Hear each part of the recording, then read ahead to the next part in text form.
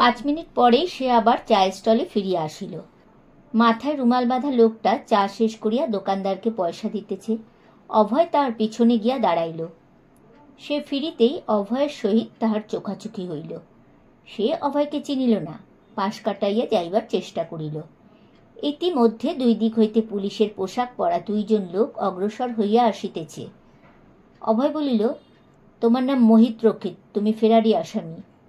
মোহিত ক্ষণকালের জন্য স্তম্ভিত হইয়া গেল।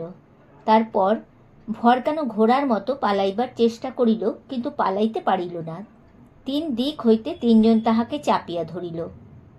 থানার ঘরে লইয়া গিয়া মোহিতকে সার্চ করা হইল। তাহার কাছ থেকে তাহার মৃত স্ত্রীর সোনার হার এবং কয়েক গন্ডা পয়সা পাওয়া গেল। নগদ টাকার অভাবে সে বেশি দূর পালাইতে পারে নাই।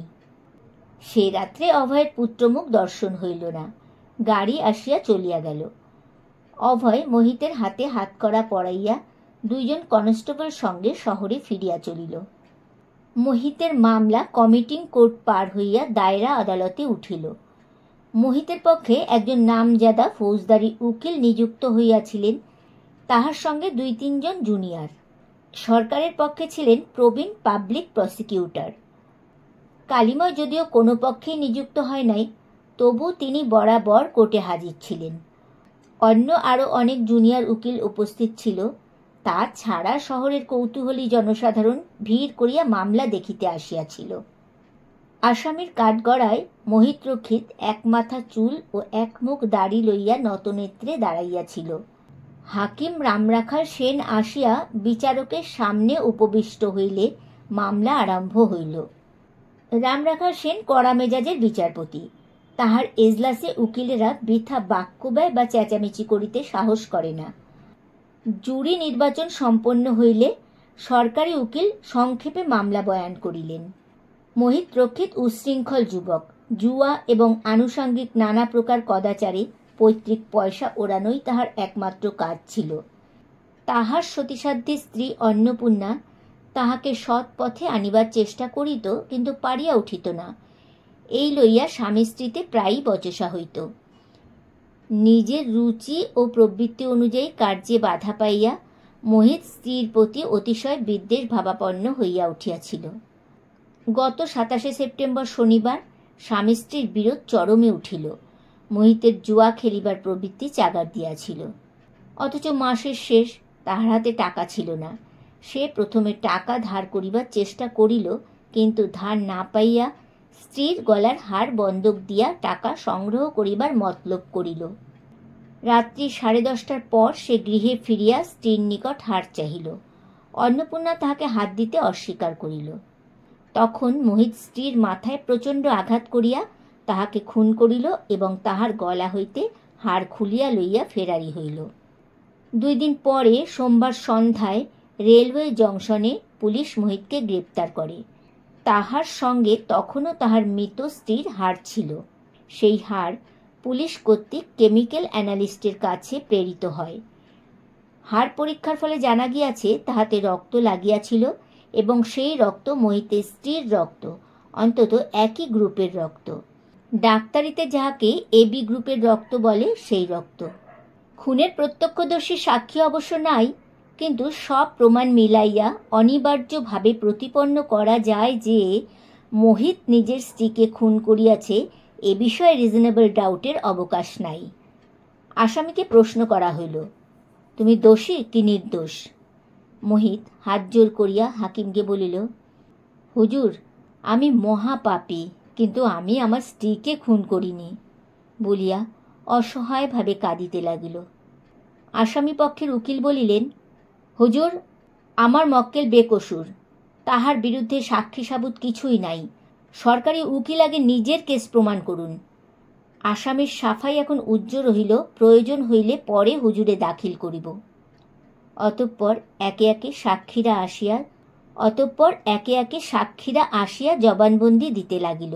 অনেক সাক্ষী, গোপাল নিয়োগী এবং প্রতাপচন্দ্র সাক্ষ্য দিলেন। কালিময়েরও সাক্ষ্য দিবার কথা, কিন্তু তিনি পূর্বেই পাবলিক প্রসিকিউটরের কাছে গিয়া নিজেকে ছাড়াইয়া লইয়াছিলেন। তিনি উকিল, তাহার যে তেজারতির কারবার আছে, এ কথা প্রকাশ্য আদালতে প্রচার হইলে তাহার নিন্দা হইবে। পাবলিক প্রসিকিউটর বলিয়াছেন, আপনাকে না হলেও চলে যাবে, দুজন মারোয়ারি সাক্ষী আছে, তাহাদের দিয়ে কাজ চালিয়ে নেব। প্রথম দিন ৩-৪ জন সাক্ষীর এজিহার হইল। মোহিতের উকিল দীর্ঘকাল জেরা করিয়াও সাক্ষীদের টলাইতে পারিলেন না।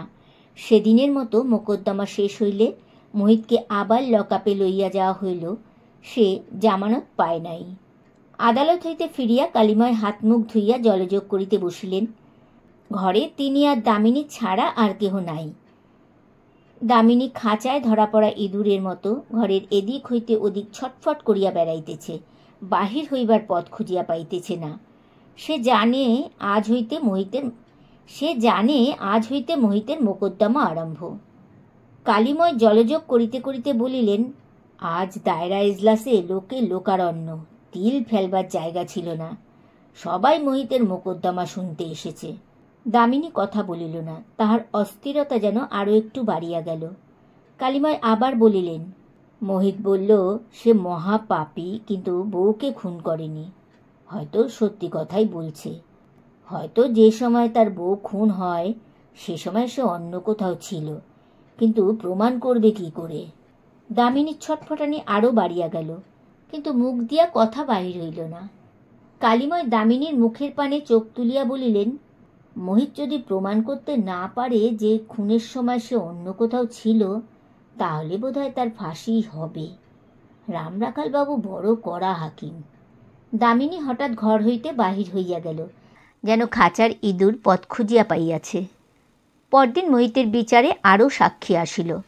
সরকারি ডাক্তার সব ব্যবচ্ছেদের রিপোর্ট দিলেন। মাথায় ভারী ভোঁতা অস্ত্রের আঘাতে অন্নপূর্ণার মৃত্যু ঘটিয়াছে। মৃত্যুর সময় মধ্যরাত্রির কাছাকাছি। অন্নপূর্ণার রক্ত এবি গ্রুপের। এবি গ্রুপের রক্ত খুবই বিরল, শতকরা ৩ জনের মধ্যে পাওয়া যায়। অতঃপর পুলিশের যে দারোগা তদন্তের ভার পাইয়াছিলেন তিনি সাক্ষী দিলেন। 2 জন মারোয়ারি সাক্ষী দিল, খুনের রাত্রে আন্দাজ 9টার সময় মোহিত তাহাদের কাছে টাকা ধার লইতে গিয়াছিল, কিন্তু তাহারা জানিত মোহিত জুয়ারি, তাই শুধু হাতে টাকা ধার দেয় নাই। বলিয়াছিল বন্ধকি দ্রব্য পাইলে টাকা ধার দিতে পারে। মোহিত চলিয়া গিয়াছিল, আর ফিরিয়া আসে নাই। সাক্ষীদের জেরা শেষ করিতে করিতে দ্বিতীয় দিনে শুনানি শেষ হইল। সাক্ষীরা অটল রহিল। তৃতীয় দিনের সাক্ষীরা ভালো করিয়া মোহিতের গলায় ফাঁসির দড়ি পরাইল। প্রথমে অভয় শিকদার আসিয়া মোহিতকে গ্রেপ্তার করিবার ইতিহাস বলিল। গ্রেপ্তারের সময় মোহিত পালাইবার চেষ্টা করিয়াছিল তাহাও উল্লেখ করিল। জংশন স্টেশনের পুলিশ দারোগা মোহিতের বডি সার্চ করিয়া সোনার হার পাইয়াছিলেন তাহা প্রকাশ করিলেন। সোনার হারে রক্তচিহ্ন লক্ষ্য করিয়া তিনি উহা খামে ভরিয়া তদন্তের ভারপ্রাপ্ত কর্মচারীর কাছে পাঠাইয়া দেন। হারটি এক্সিবিট রূপে কোর্টে দাখিল করা হইল। অতঃপর আসিলেন সরকারি রাসায়নিক পরীক্ষক। তিনি বলিলেন, হাড়ে যে রক্ত লাগিয়াছিল তাহা তিনি পরীক্ষা করিয়া দেখিয়াছেন, উহা মানুষের রক্ত এবং এবি গ্রুপের রক্ত। সব ব্যবচ্ছেদক ডাক্তারের সাক্ষ্যের সহিত মিলাইয়া কাহারও সন্দেহ রইল না যে মোহিতরক্ষিত রক্তাক্ত দেহা মৃতা স্ত্রীর গলা হইতে হাড় খুলিয়া লইয়াছিল, এবং সে যদি খুন করিয়া না থাকে তবে ফেরারি হইল কেন? রিজনেবল ডাউটের কোনো অবকাশ নাই। পাবলিক প্রসিকিউটর হাকিমকে বলিলেন, হুজুর, আমার সাক্ষী শেষ হয়েছে, এবার আসামি পক্ষ সাফাই পেশ করতে পারেন। আসামির উকিল বলিলেন, হুজুর, সরকারি উকিল নিঃসংশয়ে প্রমাণ করতে পারেননি যে আসামি খুন করেছে। যা হোক, আজ আর সময় নেই, কাল আমি সাফাই সাক্ষী দাখিল করব। তারা প্রমাণ করবে যে খুনের রাত্রে আসামি অন্যত্র ছিল। আসামির কাঠগড়ায় মোহিত একবার ভীত ব্যাকুল চক্ষে চারিদিক চাহিল, যেন চিৎকার করিয়া কিছু বলিতে চাহিল, তারপর 2 হাতে মুখ ঢাকিল। উকিল কিরূপ সাফাই সাক্ষী দিবেন তাহা সে জানিত না। উকিল মোহিতের কাছে সত্য কথা জানিবার চেষ্টা করিয়াছিলেন, কিন্তু বিফল হইয়া নিজেই সাক্ষীর ব্যবস্থা করিয়াছেন।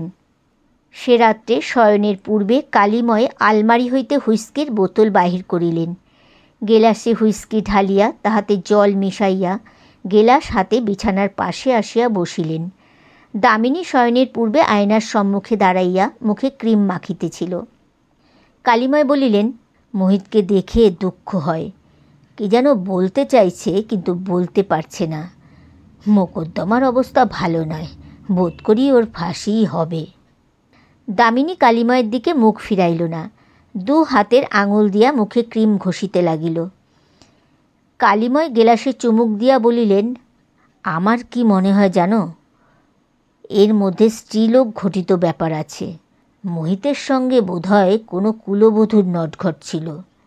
যে রাত্রে খুন হয় সে রাত্রে মোহিত তার কাছে গিয়েছিল, কিন্তু সে কথা এখন বলতে পারছে না।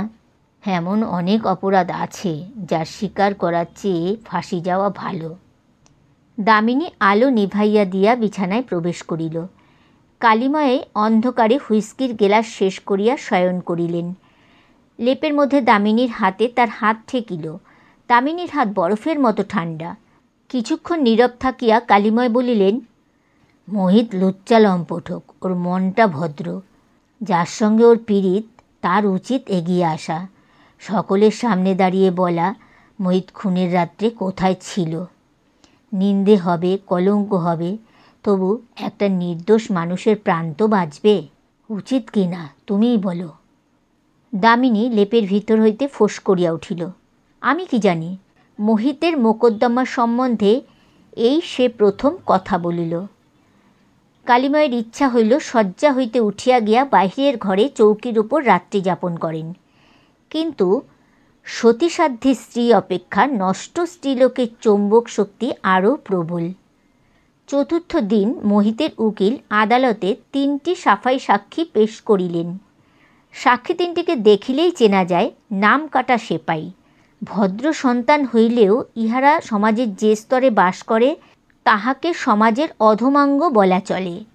নেশা, জুয়া এবং সর্ববিধ অসাধুতা তাহাদের মুখে পোস্ট অফিসের শিলমোহরের মতো কালো ছাপ মারিয়া দিয়াছে। তাহারা একে একে আসিয়া সাক্ষ্য দিল যে খুনের রাত্রে তাহারা 3 জনে মোহিতের সঙ্গে রাত্রি 9:30 হইতে 11টা পর্যন্ত ব্রিজ খেলিয়াছিল। ব্রিজ খেলা জুয়া নয়, গেম অফ স্কিল। সুতরাং জুয়া খেলা সম্বন্ধেও তাহারা নিষ্পাপ। শহরে একটি সিনেমা মন্দির আছে, তাহারই সংলগ্ন একটি কুঠুরিতে বসিয়া তাহারা ব্রিজ খেলিয়াছিল। সিনেমা মন্দিরের অ্যাসিস্ট্যান্ট পুরোহিত তাহাদের বন্ধু, তাই উক্ত কুঠুরিতে বসিয়া তাহারা প্রায়ই তাসপাশা খেলে। সেদিন রাত্রি 1টার সময় মোহিত উঠিয়া বাড়ি চলিয়া যায়, তারপর কি ঘটিয়াছে তাহারা জানে না। ইহাদের সাক্ষ্য ধোপে টিকিল না, পাবলিক প্রসিকিউটরের জেরায় ভাঙিয়া পড়িল। দেখা গেল ব্রিজ খেলায় হরতন বড় কি চিরতন বড় তাহা তাহারা জানে না। সিনেমায় সেদিন কোন ছবি প্রদর্শিত হইয়াছিল তাহাও তাহারা স্মরণ করিতে পারিল না। একজন সাক্ষী বলিয়া ফেলিল, সেদিনটা শুক্রবার ছিল কি শনিবার ছিল তাহা তাহার ঠিক স্মরণ নাই। 3টি সাক্ষীর এজেহার শেষ হইতে অপরাহ্ন গড়াইয়া গেল। হাকিম রামরাখালবাবুর ললাটে ভ্রুকুটি জমা হইতেছিল। তিনি আসামির উকিলকে জিজ্ঞাসা করিলেন, এরকম সাক্ষী আপনার আর কটি আছে? উকিল অপ্রতিভ হইয়া বলিলেন, আগে আমার কেস ক্লোজ করলাম, আর সাক্ষী দেব না। ভালো। হাকিম একবার দেয়াল ঘড়ির দিকে দৃষ্টিপাত করিলেন। এবার তাহলে আর্গুমেন্ট শুরু করুন। আসামির উকিল বহস আরম্ভ করিবার পূর্বে কাগজপত্র নাড়াচাড়া করিতে করিতে জুনিয়রদের সঙ্গে নিম্ন স্বরেই কথা বলিতেছেন। এমন সময় কালিময় কোর্টের পিছন দিকের একটি বেঞ্চি হইতে উঠিয়া দাঁড়াইয়া বলিলেন, হুজুর, আমার কিছু বক্তব্য আছে। আমি এই মোকদ্দমায় কোর্টের পক্ষ থেকে সাক্ষী দিতে চাই। হাকিম চকিত ভ্রুভঙ্গি করিয়া মুখ তুলিলেন। কালিময় কোর্টের সামনে আসিয়া সাক্ষীর কাঠগড়ায় উঠিলেন। হাকিমকে বলিলেন, হুজুর, আমি একজন উকিল, এই শহরের বাসিন্দা, আসামির প্রতিবেশী। মামলা সম্বন্ধে আমি কিছু জানি, হুজুরে তা পেশ করার অনুমতি দেওয়া হোক। হাকিম কিয়ৎকাল স্থির চক্ষে কালিময়কে নিরীক্ষণ করিলেন, তারপর ঘাড় নাড়িলেন। কালিময়কে হলফ পরানো হইল। তিনি হাকিমের দিকে ফিরিয়া ধীরে ধীরে মন্থর কণ্ঠে বলিতে আরম্ভ করিলেন, হুজুর, এই মামলার গোড়ার থেকে আমি কোর্টে হাজির আছি, সব সাক্ষীর জবানবন্দি শুনেছি। সরকারি উকিল সাক্ষী সাবুত দিয়ে প্রমাণ করেছেন যে গত 27শে সেপ্টেম্বর রাত্রি আন্দাজ 11টার সময় মোহিত রক্ষিত তার স্ত্রী অন্নপূর্ণাকে খুন করেছে। হুজুর, অন্নপূর্ণাকে কে খুন করেছে আমি তা জানি না, কিন্তু আমি হলফ নিয়ে বলতে পারি সে রাত্রে 11টার সময় মোহিত তার নিজের বাড়িতে ছিল না। কালীময় একটুক্ষণ থামিলেন। হাকিম গভীর ভ্রুকুটি করিয়া প্রশ্ন করিলেন, কোথায় ছিল? কালীময় বলিলেন, আমার বাড়িতে হুজুর। হাকিম রাখাল বাবুর অধরষ্ট বিদ্রূপে বক্র হইয়া উঠিল। তিনি বলিলেন, রাত্রি 11টার সময় আসামি আপনার বাড়িতে কি করছিল? আপনার সঙ্গে তাস খেলছিল? কালীময় ঈষৎ গাঢ়স্বরে বলিলেন, না হুজুর, আমি বাড়িতে ছিলাম না। হাকিম ভ্রু তুলিলেন। তবে? মাথা হেঁট করিয়া কালীময় বলিলেন, আমি বাড়ি নেই জানত বলেই তো মোহিত আমার বাড়িতে গিয়েছিল। মোহিত আমার স্ত্রীর উপপতি। কোর্ট ঘরের মধ্যে মাথার উপর বজ্রঘাত হইলেও এমন লোমহর্ষণ পরিস্থিতির উদ্ভব হইত না। কোর্টে উপস্থিত লোকগুলি যেন ক্ষণকালের জন্য অসাড় হইয়া গেল। তারপর পিছন দিকের ভিড়ের মধ্যে একটা চাপা কলরব উঠিল। হাকিম রামরাখাল বাবুর কষায়িত নেত্রপাতে আবার তৎক্ষণাৎ কক্ষ নীরব হইল বটে, কিন্তু সকলের উত্তেজিত চক্ষু পর্যায়ক্রমে একবার কালীময়ের ও একবার আসামি মোহিত রক্ষিতের পানে ফিরিতে লাগিল। মোহিত কালীময়কে কাঠগড়ায় উঠিতে দেখিয়া কাঠ হইয়া গিয়াছিল। এখন দুহাতে মুখ ঢাকিয়া বসিয়া রহিল। রামরাখাল বাবু সাক্ষীর দিকে ফিরিলেন। আপনি বলছেন আপনি বাড়ি ছিলেন না? আগে না, আমি রাত্রি আন্দাজ 8:30টার সময় চৌধুরীদের পুকুরে মাছ ধরতে গিয়েছিলাম। তাহলে আপনি জানলেন কি করে যে আসামি আপনার বাড়িতে গিয়েছিল? আগে আমি আবার ফিরে এসেছিলাম। আমি দ্বিতীয় পক্ষে বিবাহ করেছি। কিছুদিন থেকেই আমার সন্দেহ হয়েছিল যে আমার স্ত্রীর চালচলন ভালো নয়, তাই সেদিন যাচাই করবার জন্য মাছ ধরার ছল করে বেরিয়েছিলাম। হাকিম কিছুক্ষণ স্তব্ধ হইয়া রহিলেন। তারপর কড়া সুরে বলিলেন, এতদিন কথা বলেননি কেন? কালীময় বলিলেন, লজ্জায় বলতে পারিনি হুজুর। নিজের স্ত্রীর কলঙ্কের কথা কে প্রকাশ করতে চায়? তাছাড়া মোহিত আমার বন্ধু নয়, আমার শত্রু। তাকে বাঁচাবার কোনো দায় আমার নেই। কিন্তু যখন দেখলাম তার ফাঁসির সম্ভাবনা অনিবার্য হয়ে পড়েছে, তখন আর থাকতে পারলাম না। যত বড় পাপেই হোক, সে খুন করেনি।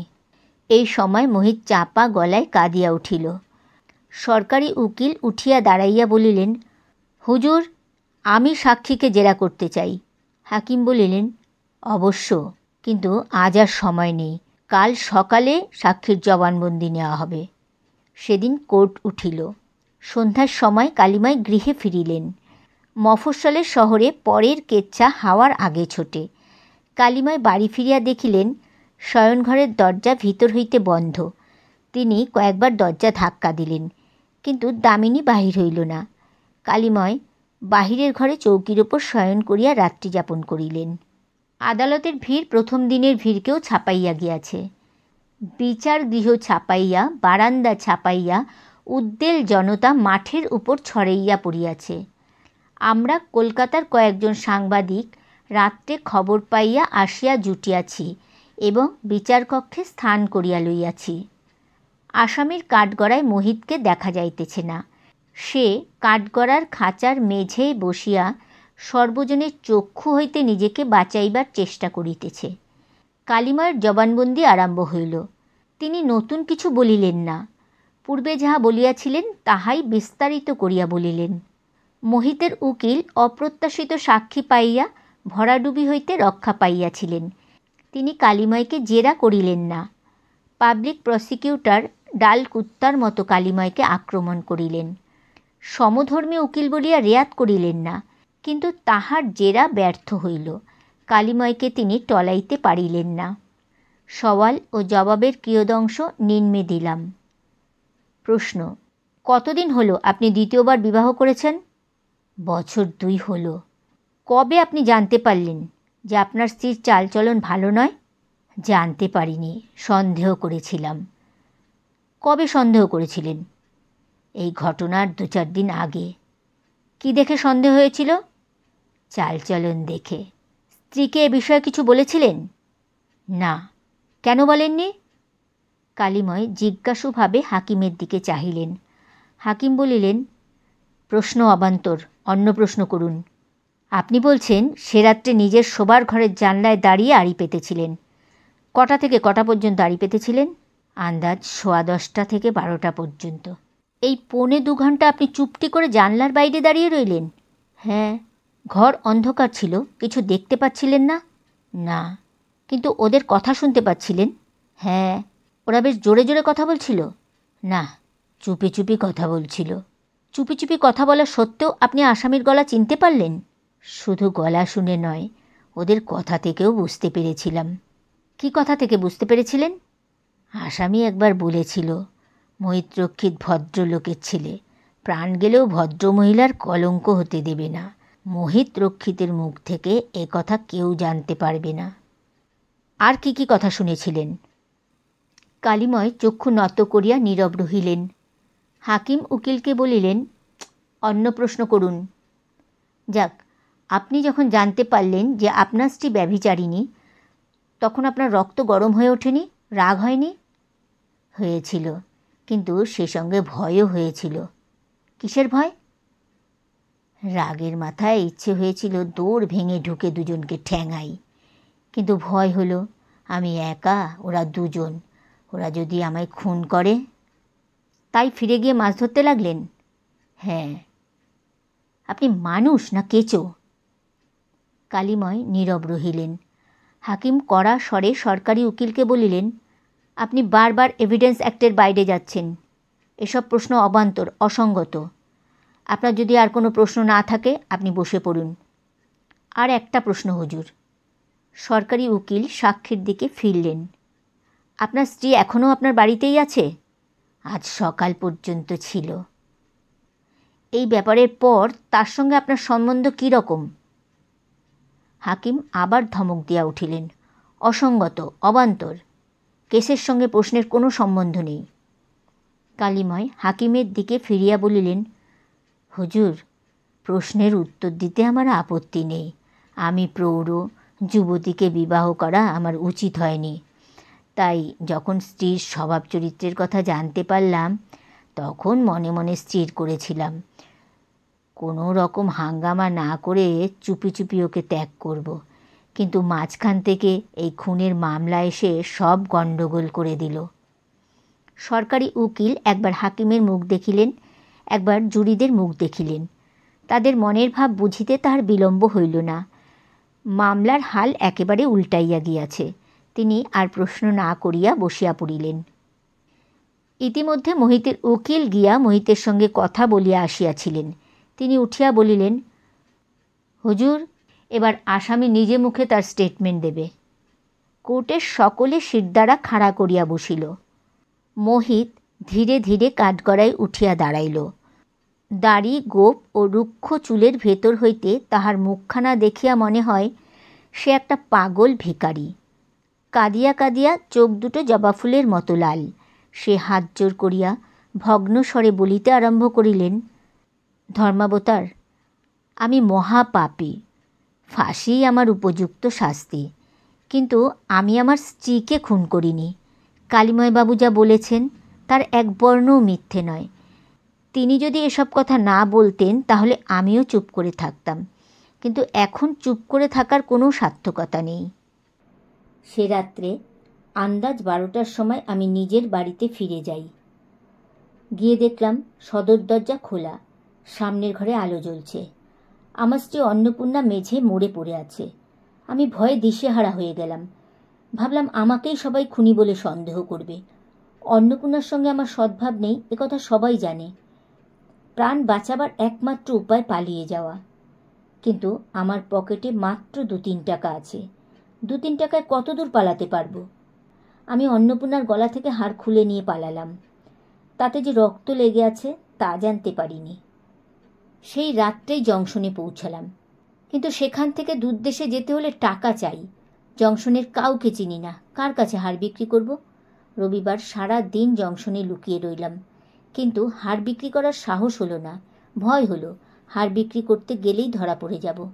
সোমবার দিনটাও জংশনে কাটল। তারপর সন্ধ্যাবেলায় ধরা পড়ে গেলাম। হুজুর, এই আমার বয়ান। আমি যদি একটি মিথ্যে কথা বলে থাকি, আমার মাথায় যেন বজ্রাঘাত হয়।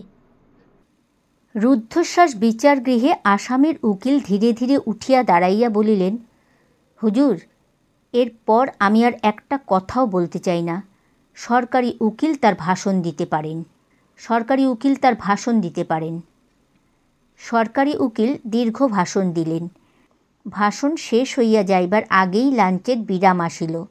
বিরামের পর তিনি আবার ভাষণ চাইলেন।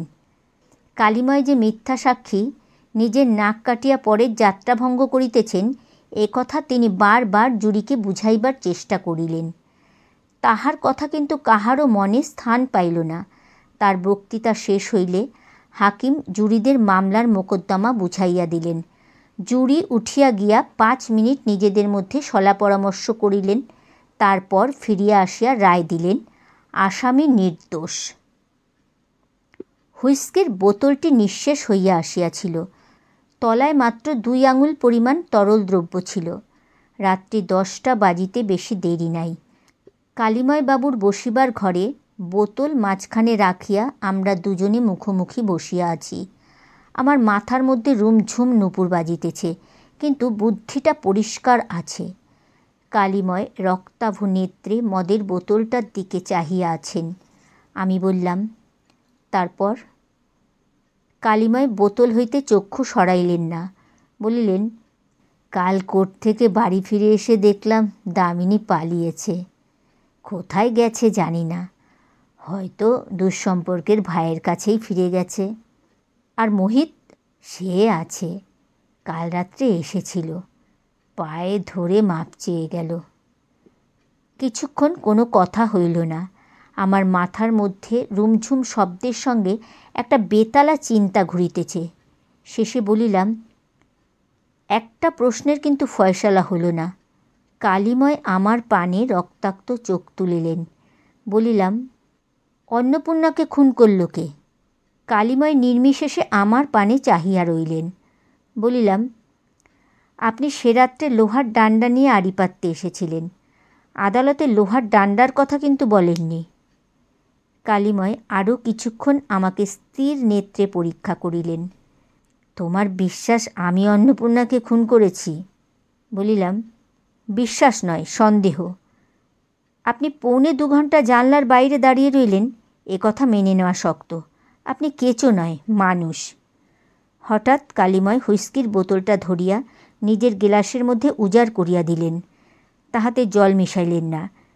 নিরম্বু তরল আগুন গলায় ঢালিয়া দিলেন। আমি অপেক্ষা করিয়া রহিলাম। তিনি বলিলেন, হ্যাঁ, অন্নপূর্ণাকে আমি খুন করেছিলাম। তোমাকে বলছি, কিন্তু তুমি যদি অন্য কাউকে বলো আমি অস্বীকার করব। আমার বিরুদ্ধে কোনো প্রমাণ নেই। আমার মাথার মধ্যে বেতালা চিন্তাটা এবার তালে নাচিয়া উঠিল। প্রশ্ন করিলাম, অন্নপূর্ণাকে খুন করলেন কেন? সে তো কোনো অপরাধ করেনি। কালিময় বলিলেন, তাকে খুন করবার মতলব আমার ছিল না। নিজের ঘরের ব্যাপার দেখে আমার মাথার মধ্যে আগুন জ্বলে উঠেছিল। আমি গিয়েছিলাম প্রতিশোধ নিতে। প্রতিশোধ নিতে? হ্যাঁ, মোহিত আমার মুখে চুনকালি দিয়েছে, তাই আমি গিয়েছিলাম তার গালে চুনকালি দিতে। কিন্তু অন্নপূর্ণা অন্য জাতের মেয়ে, সে দামিনী নয়। আমার মতলব যখন সে বুঝতে পারল, তখন আমার কোঁচা চেপে ধরে বললে, তবে রে হাড় হাবাতে আলপে মিনসে, তোর মনে ময়লা, দাঁড়া তোর পিণ্ডি চটকাচ্ছি। এই বলে সে আমার কোঁচা ধরে প্রাণপণে চেঁচাতে লাগলো, মেরে ফেললে, মেরে ফেললে। তখন আর আমার উপায় রইল না। এখনই চিৎকার শুনে পাড়াপড়শি এসে পড়বে, হাতে লোহার ডান্ডা ছিলই। অনেকক্ষণ নীরবে কাটিয়া গেল। শেষে আমি উঠিবার উপক্রম করিলাম। বলিলাম, আচ্ছা, রাত হয়ে গেছে, আজ তাহলে উঠি। কালিময় চকিতে চোখ তুলিলেন। তাহার মুখ হইতে স্মৃতির গ্লানি মুহূর্তে মুছিয়া গেল। তিনি বলিলেন, এত রাত্রে কোথায় যাবে? আজ এখানেই থেকে যাও। খিদে পেয়েছে? দেখি রান্নাঘরে কিছু আছে কি না।